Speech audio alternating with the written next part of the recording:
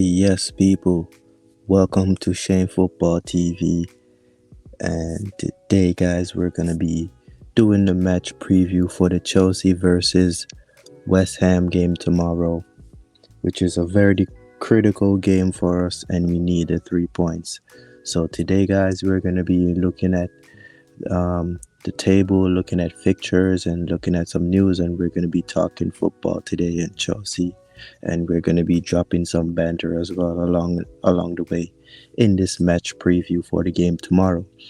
So I hope the charity FC Chelsea does not come out tomorrow, and we see the Champions League winner Chelsea, and we don't see the charity FC Chelsea that we have seen over the past month or so.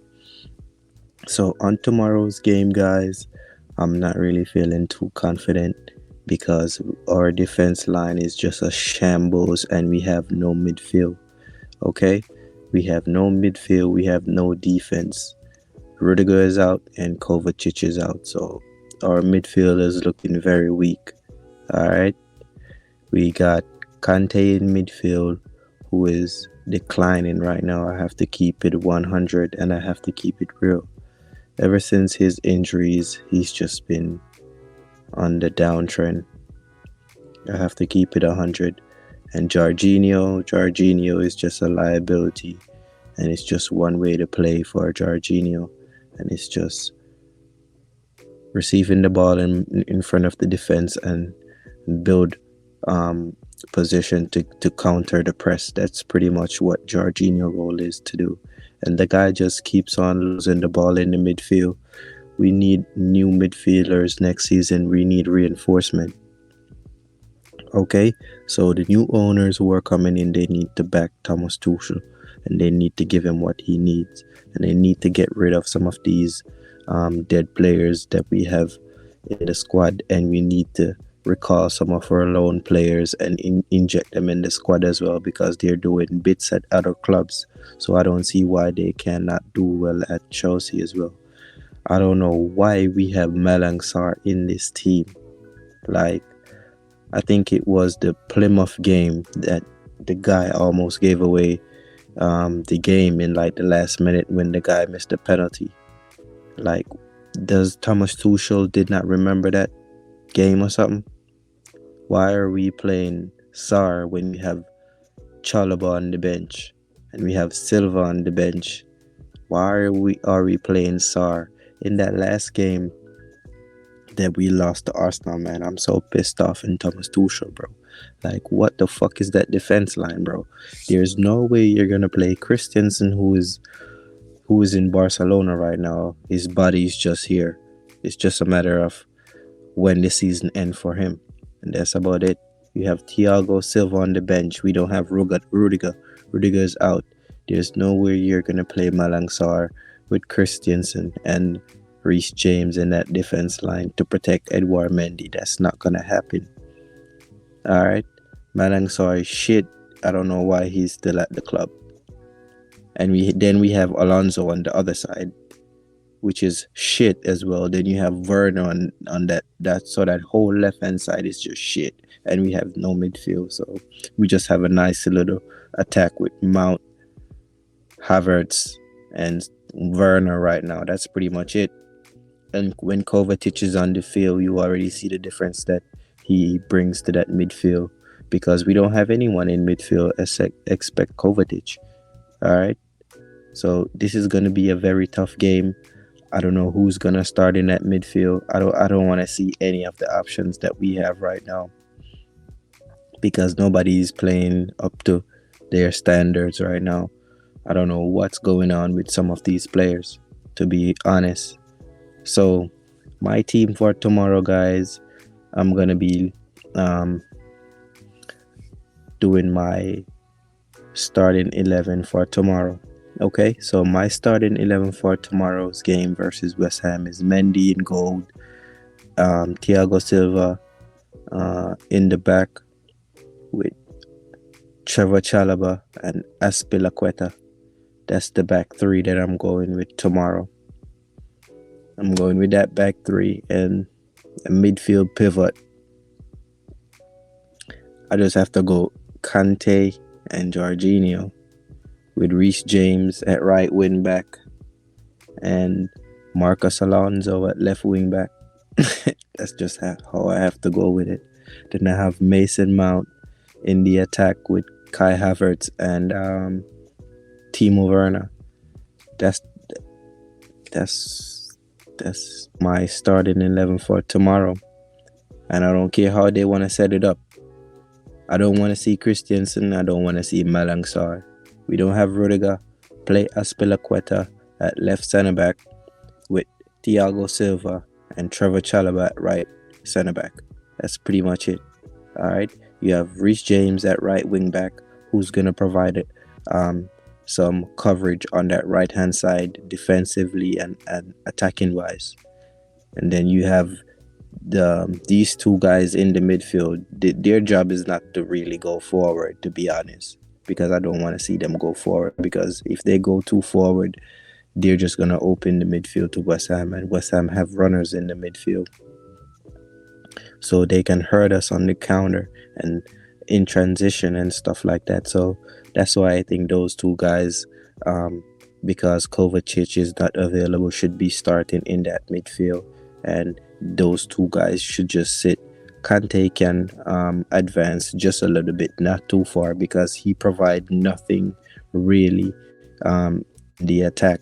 He just have moments, and we can't really rely on moments right now. You know what I mean? And if you're not comfortable to play Trevor Chalobah, you could play Ruben in that hybrid wing back midfield position, and you could put Reece James in the right centre back position with Thiago Silva and Aspilicueta. I think that should be a balanced team for tomorrow. So let's get into some of the results from today's earlier game, and then we're gonna look at the table, and we're gonna see how things are shaping up in the Premier League at the moment. So today, you clearly see that the Bottle Job FC, Arsenal, and the In the Mud United played today, and Arsenal won 3-1. And Leicester and Aston Villa was a draw today, and Man City dominated Watford with a 5-1 victory, and Newcastle, they put 3 past Norwich, which is going to be relegated, and Tottenham Spuds Bottle Job Hotspurs, they were held to a 0-0 score with Brentford FC, who I think is on form right now, and Spurs is just being Spurs, battling top 4, but Arsenal, they might battle top 4 as well. So these two teams, they're both bottle jobs. They're both not good teams, and it's just whoever is not the shittiest. Basically, that's what that position is for. But we clearly see, guys, if we get into the table, we clearly see how the table is looking up. So Man City right now is sitting on 80 points, 1 game more than Liverpool, which is sitting on 76 points, only played 32 games, while Man City played 33. So Liverpool, once they win their next game, they're going to be 1 point behind Man City if they get a win from that result. And Chelsea, we're sitting in third on 62 points, only played 31 games, so we have 2 games in hand. And Arsenal are sitting in fourth, play 33 games with 60 points, so we are 2 points above Arsenal with 2 games in hand. If we win those 2 games, that would be 8 points above Arsenal once we play the same amount of game, and we have to get W's for those results to distance ourselves from these scums, these muppets who think they're the biggest thing, and they haven't won a major trophy in over 20 years. Ever since I've been watching the English League soccer, and ever since I get involved with soccer, I've been watching this league And the only thing I ever see Arsenal win is the FA Cup. Probably about maybe 4 or 5 FA Cup over that time frame. That's the only thing I seen them win, and pretty much that's it. They qualify for Champions League. They they don't really do shit, and they don't really do shit in Europe. They have no European pedigree, but they have domestic pedigree over the years of black and white, which nobody really remember, or people don't even live this. People are not even alive to talk about those times that Arsenal won those titles. Nobody has ever seen Arsenal lift any European trophy, and they want to be a big dog in Europe. You're a big dog in England, yes, but you're not a big dog in Europe. You have no European pedigree, bro. Go do your research and go look and see the amount of titles Chelsea have won over the last 20 years. And I think Chelsea is a better attraction for any player than Arsenal, to be honest. It's just facts, and it's just what it is. And Manchester United, playing 34 games, is sitting on 54 points. That team is in the mud. They're cemented and they're dusted. They're, I don't know, man. I don't know. Eric Ten Hag he's gonna have a hell of a job to do to fix that squad and to get everyone playing together, especially that defender that they have Harry Maguire. Oh man, he's rubbish. He's trash. So let's get into some news. Let's see what we got for Chelsea, if we have any updates. Okay, so as we see, Antonio Rudiger set to leave Chelsea, with Real Madrid favorites to sign the defender. This is very painful right now, and this is very tough if this is true, and this is gonna fall into place based on what's going on. I've seen some articles about him refusing 230k deal that Chelsea has offered him. So if all of this is true, man, all I gotta say to Rudiger is good luck to him. He's a true warrior. He played for the badge, and I could give him my salute. It's not his fault why his contract has ran all the way down to this point. It's not his fault. It's the club's fault. So I can't blame Rudiger for making his decision to leave. It's gonna be a massive blow for us, but it's just what it is. We have to move. You know what I mean? So we need replenishment in the squad, and I wouldn't want to lose Rudiger. He's a huge part of the team, but it is what it is. We just have to move on. We just have to find a replacement. So my ideal replacement, if we do lose Rudiger, I already know we're losing Christensen. So I already don't want to see him in the starting 11 anymore. So right now our squad is in some type of turmoil coming to the end of the season, which we have 2 targets in our hand right now. We need to finish third, and we need to win the FA Cup. So we have some bad vibes, I would say, stirring up in the club. I hope that does not distract everyone from those 2 targets that we need to achieve with these last few games that we have to play. Just finish all these games and secure those 2 targets, and you do whatever you want to do, and we restart in the summer, and we get the new board, the new owners on board, and we reset and we restart again. Just that's all I'm asking for, guys. That's all we need, and that's all I'm asking for. Just finish these games as a professional and be professional about it, and win the cup, and you go do whatever you want to do, and we just restart and rebuild. Okay? So this summer, guys, I want to see players coming in. I want to see us give chances to our youth and don't sell them out when we might need them later on down in the season, like we have done this season. All right. So I hope the board just back Thomas Tuchel, give him some defenders. We got this defender on loan, Levi Colwell, who I think could be a nice addition to the squad. We can get Jules Koundé, who I think still wants to join us, and that would be an ideal replacement for Christensen. And I think we still need another center back because Thiago Silva, he's old, so maybe we need like a top center back who can um, play for Thiago Silva's role whenever he needs a rest. All right. He also can play alongside Thiago Silva, and Levi Colwell. He could be a rotation, and we also have Trevor Chalobah, who can be a rotation as well, and we have Reece James, who can play in the right center back position as well, and we have Ben Chilwell coming back, and I think we need to get a wing back.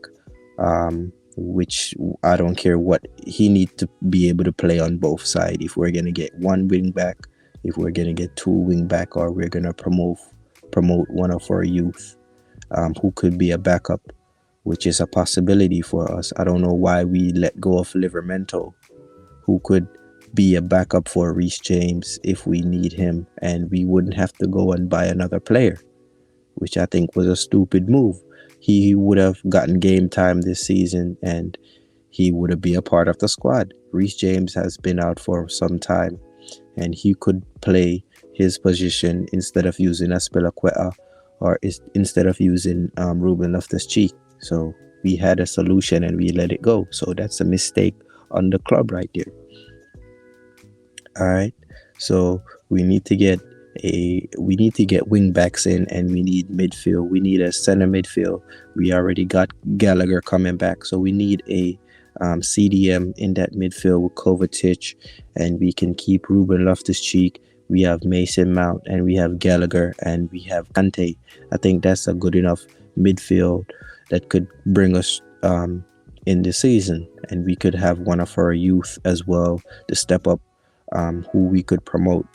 Maybe Billy Gilmore or somebody who has some experience in that position, who we have on loan, who could do a job. All right. So that's that in the midfield. That I think we could get like a Declan Rice or something, who I think would be phenomenal. I think we should go for him. Declan Rice would be my ideal option in that position to strengthen the midfield right there. And we have Gallagher and Mason Mount, both similar player who could do a job. And we have Kovacic, who's gonna stay on the left of that midfield, who is superb. Imagine a midfield. Imagine if we play like a 4-3-3. We got Thiago Silva in defense with Koundé and Reece James, and Ben Chilwell at left back, with Declan Rice holding the midfield, Kovacic and Gallagher, with Mount in that number 10 spot, with Kai Havertz up front, with maybe, I don't know, Broja if Timo Werner leaves, or we could use Timo Werner as well. So that would be mad. We have Kovacic, we have Pulisic on the left, like that. We have a crazy squad, man. We just need to utilize it with a few additions and we'll be fine. So wrapping this video up now for this preview for West Ham tomorrow, guys. I think we should go out there and smash these guys and get the W. And I hope Thomas Tuchel does not fuck the lineup up. I don't want to see no bullshit lineup tomorrow, bro. This is vital 3 points that we need. So no bullshit lineup tomorrow, Thomas. Let's get the 3 points and up the Chelsea. And I will be doing a after-match reaction after the game once I get a chance tomorrow. But I'm not sure what time and that's gonna be. Maybe around 5:30 US time. Maybe around that time I will be able to do it. I will be able to watch the match, but I won't be able to do a live stream reaction on the game. But I'll be able to watch it. I'm gonna be busy tomorrow, so I'll be able to do a reaction once I get home, and I hope we get the 3 points. So I'll catch you guys in the next video. Take out, peace, and like, share, and subscribe. And yeah, up the Chelsea. Let's go.